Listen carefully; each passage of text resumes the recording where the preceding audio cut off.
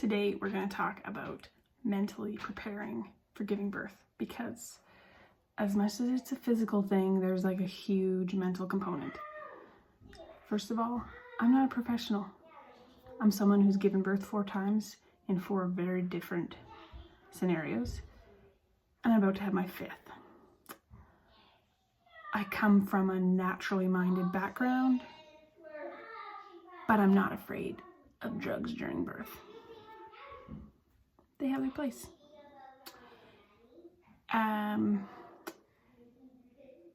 Marius described it once. He was saying how, like, part of what's hard about the pain of labor is like when you break an arm, you're not expecting to break an arm.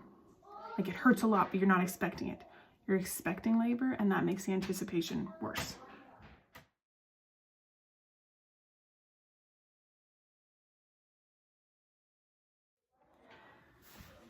I'm gonna give a quick rundown on my births, like real fast. Mac was a home water birth.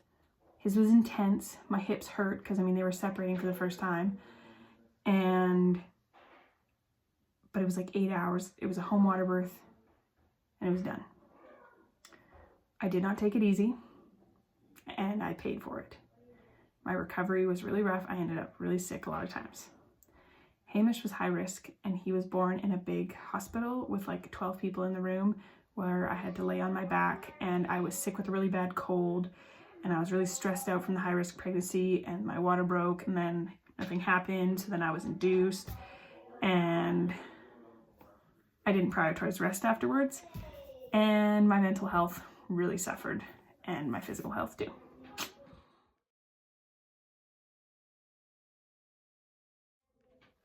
Freya was born in the birth center within a small hospital where we lived on a small island.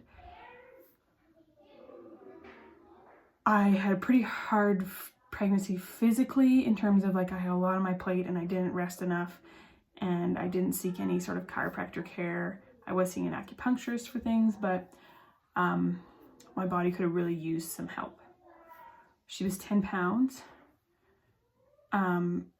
That part was hard, but the relief afterwards was also like really good.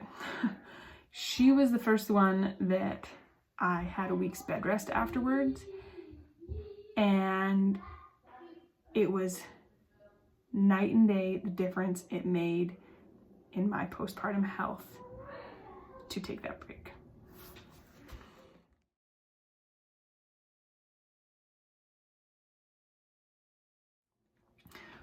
Rowan was born in a hospital here, which is like a mid-sized hospital. Like, there's no NICU, but they can do C-sections and that sort of thing. Like, on the small island, there was like no C-sections, nothing. It was literally just like a birth center. You had to go off island if there was anything.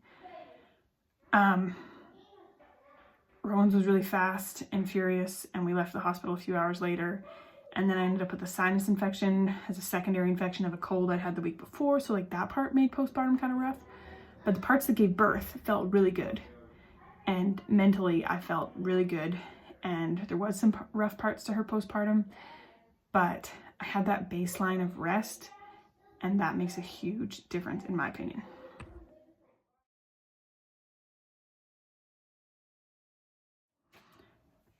Next, birth is a marathon, like a sprint, intense marathon, like Tough Mudder. It's intense. You are the athlete, and you need to prepare yourself as such.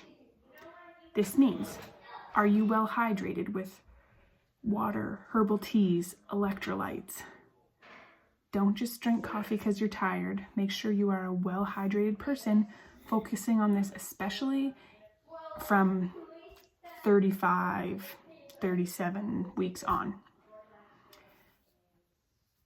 You need to be well hydrated and well nourished. Does this mean you can't have the treats that you're craving?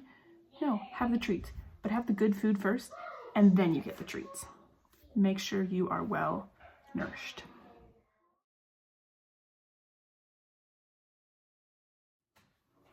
Let go of your due date. Your due date is a guess. It really is. Mentally prepare that you're going to go overdue. Like if your due date is March 10th in your head, prepare for March 20th. Like, yes, get your stuff done that you need to get done, but don't be like, oh, 4 days left till my due date. Your due date really means very little, and you just need to let go of that. Also, the more babies I have, the more I let go of trying to like naturally induce labor. You're going to give birth when you're going to give birth. And unless you're like overdue and they're threatening induction, just chill. Make sure you are well nourished, well hydrated, well rested, so that when you do give birth, you're not worn out from like hiking up and down stairs trying to induce labor.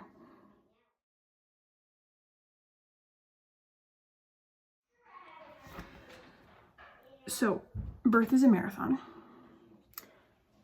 and you're going to have an internal injury, essentially, from that marathon. Even if you have the most easygoing, chill, zen birth, your insides were like this big, and then they're like trying to get back to normal, and they're trying to like get where they need to go, and then your other insides that were like, you know, here are trying to get back here too, and your insides just have a lot that they have to do. So I think you need to plan to rest, whatever that means for your family. Whether that means your house gets trashed for a week because that's the only way you can lay on the couch, or whether you're able to ask for help or barter help or buy help, hire help, you need to rest. It is so important.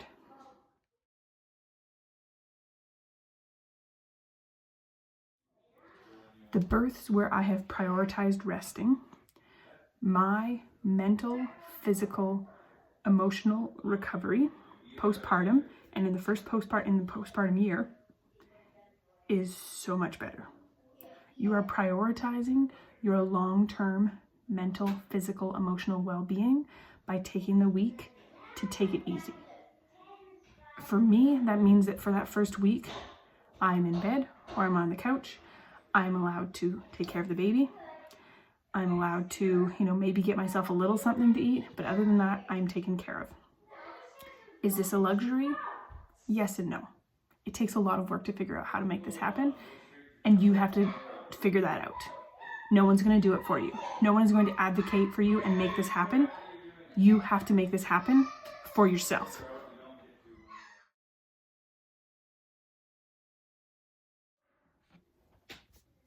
I also think you kind of hit a point in the end of pregnancy. For me, it's like 37 weeks where a switch just flips and my body just goes into like a totally different zone in where I need rest. I still want to get things done, but like I really, really need rest. Like you're going to find me at 4 o'clock in the afternoon watching a show with the kids on the couch till like bedtime. I would never do that otherwise.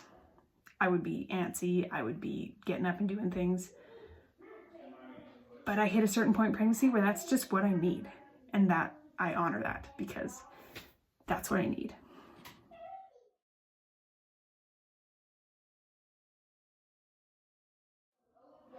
In order to make this sort of postpartum, well, really like end of pregnancy and postpartum rest happen, you need to learn to ruthlessly say no to all the things and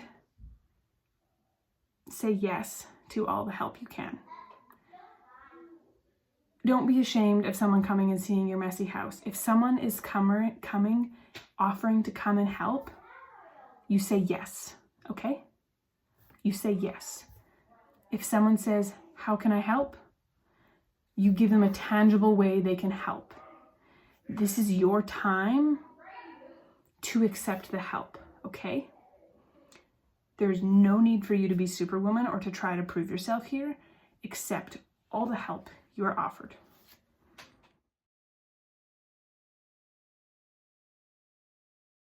Now, when it comes to like the actual giving birth part, labor is like really hard. It's like labor, right? It hurts, it's intense, it's all consuming. but then it's over.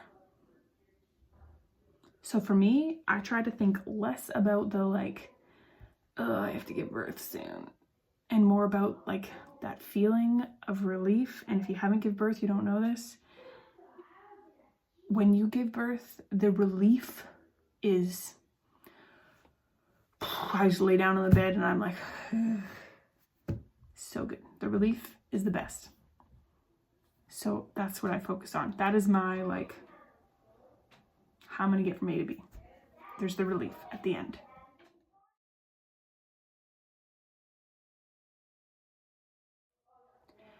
I think you also need to remember that shit happens.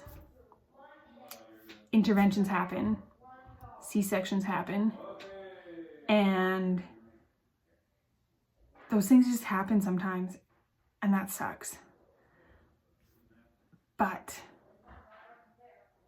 if it's in the name of keeping you and baby good, then I'm so thankful for our modern medical system. And I know there's many situations where people are wronged or feel like they were wronged or all these sort of things, and those are really hard too. But I'm also really thankful that a C-section is a thing. I'm really thankful that there is things that can induce you when your water's broken and the risk of infection is going up.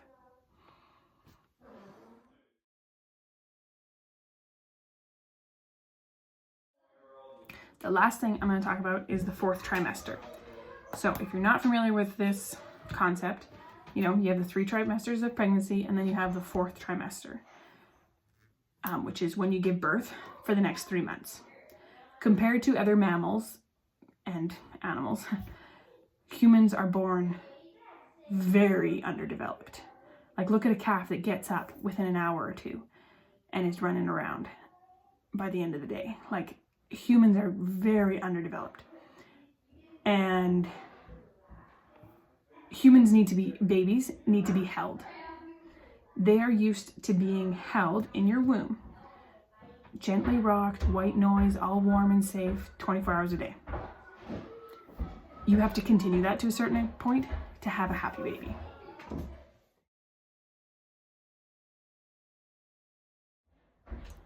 This means in our family, we expect to hold the baby, whether that's in your arms or in a baby carrier, for the first 3 months minimum.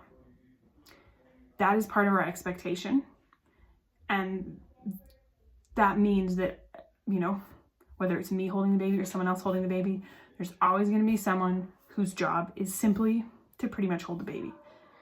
Does this mean the baby is never down? No, the baby still spends time sleeping on its own and, you know, laying on the floor and all that sort of thing. But by default, expect to hold the baby. If they went from this 24 hours of in a womb, and if you only hold them and rock them and sing to them 12 hours a day, you're not spoiling them. You actually just like cut them off 50%. They're in withdrawals. Like, it's kind of rough, guys. They need your help.